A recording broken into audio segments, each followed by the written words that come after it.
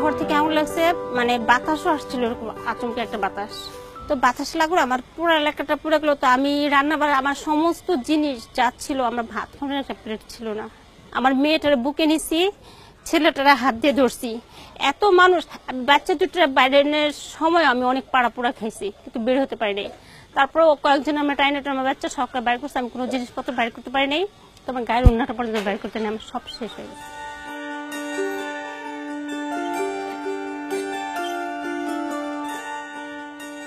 আমাদের এখানে 40 জনের একটা দল আছে, যেখানে দোকানে টোকানে যায়, কিংবা আমরা 5 জন মহিলা একসঙ্গে বসি, কিংবা বাইরে থেকে কোনো মানুষ আসলে আমরা তাদের সাথে বসে বসে এই ব্যাপারে আলোচনা করি।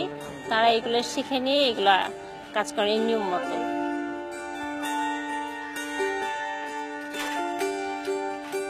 আগে আগুন লাগলে আমরা হতাশ হয়ে পড়তাম।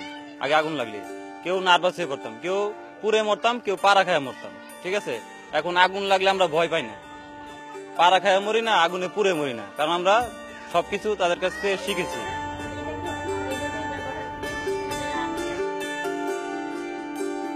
এই পোশাকটা পরিচয়পত্র আমার, যে আমি ফায়ার সার্ভিসের ট্রেনিং প্রাপ্ত ন্যাশনাল ভলেন্টিয়ার।